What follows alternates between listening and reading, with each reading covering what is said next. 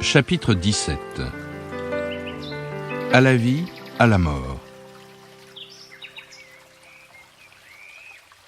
Peut-on parler de mariage à propos des couples d'animaux ?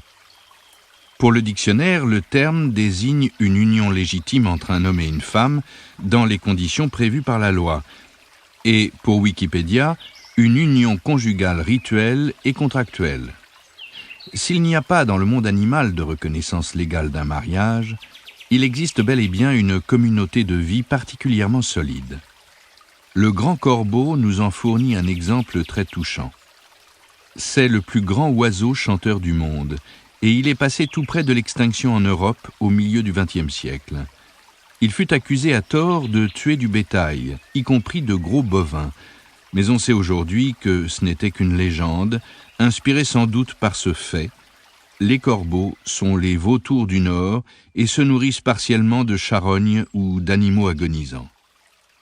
Il n'en fut pas moins à une époque cruellement chassé à l'aide d'armes à feu et même de poison. Ces campagnes, menées contre des espèces animales jugées nuisibles, eurent plus ou moins de succès. Au XXe siècle, on a voulu par exemple se débarrasser du renard sous prétexte qu'il peut transmettre la rage. On lui tirait dessus chaque fois qu'il se montrait. C'est encore parfois le cas. On fouillait les tanières et on tuait les petits trouvés à l'intérieur, notamment par injection de gaz toxiques dans les abris souterrains. Le renard n'en a pas moins survécu parce qu'il s'adapte très bien et se reproduit rapidement. Et surtout, parce qu'il change de partenaire sexuel.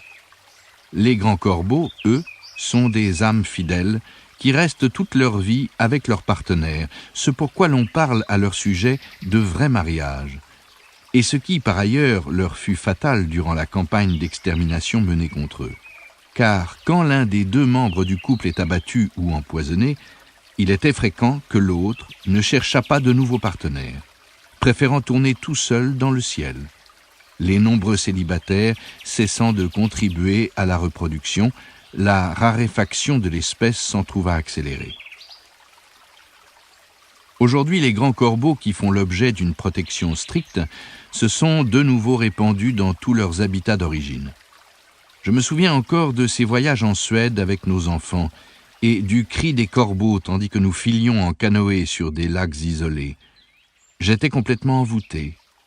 D'où mon excitation quand, il y a quelques années, j'ai pour la première fois entendu ces oiseaux dans mon district, à Hummel.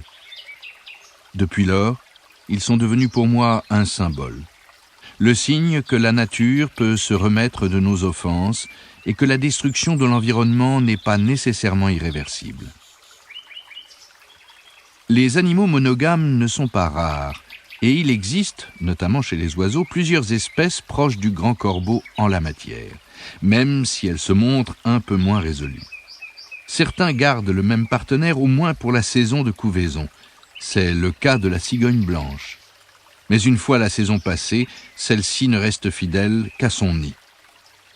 S'il arrive que d'ex-partenaires se retrouvent, c'est uniquement parce que chacun, au printemps suivant, remet le cap sur l'ancien nid. Mais il peut y avoir des surprises, comme le révèle cette anecdote rapportée par une employée du zoo de Heidelberg. Une cigogne mâle construisit un nid au printemps avec une nouvelle partenaire, l'ancienne s'étant manifestement égarée durant la migration. La retardataire se pointa finalement en plein rendez-vous intime, et le mâle ne sut plus où donner de la tête. Pour satisfaire l'une et l'autre, il construisit un second nid et eut bien du mal à s'occuper de ces deux familles. Pourquoi toutes les espèces d'oiseaux ne sont-elles pas aussi fidèles ? Et qu'entend-on exactement par fidèle ? Ce n'est pas parce qu'elles ne se lient pas à vie que les mésanges, par exemple, sont des compagnes infidèles. Que l'attachement dépasse une saison s'explique aussi par la durée de vie moyenne. Alors que le grand corbeau peut vivre plus de 20 ans, y compris à l'état sauvage, avec les dangers que cela implique, pour d'autres espèces, généralement petites, c'en est souvent fini au bout de 5 ans maximum.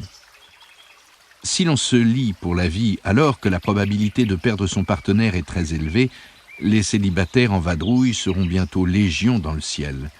Et comme c'est très mauvais pour la préservation de l'espèce, les dés sont relancés chaque printemps pour savoir qui ira avec qui, en fonction de qui a survécu à l'hiver et à la migration. Il est peu probable que la mésange charbonnière et le rouge-gorge pleurent leur partenaire perdu de l'année précédente. Qu'en est-il chez les mammifères? Les unions semblables à celles des corbeaux sont exceptionnelles. Les castors nous en fournissent un exemple. Ceux-ci se cherchent un partenaire pour la vie avec lequel ils restent parfois jusqu'à 20 ans. Leurs petits non plus ne déménagent pas et vivent avec leurs parents dans de confortables huttes au bord de l'eau. La plupart des autres espèces sont presque incapables d'établir une relation, du moins avec l'autre sexe. Chez les cerfs, seule compte la loi du plus fort. Quand il a chassé ses rivaux, un cerf puissant jouit de son harem de biches jusqu'à ce qu'un congénère encore plus fort prenne sa place. Le statut de leur partenaire laisse visiblement les biches indifférentes. Elles se laissent aussi bien couvrir par un jeune blanc-bec qui profite d'un moment d'inattention du mâle dominant pour saisir sa chance.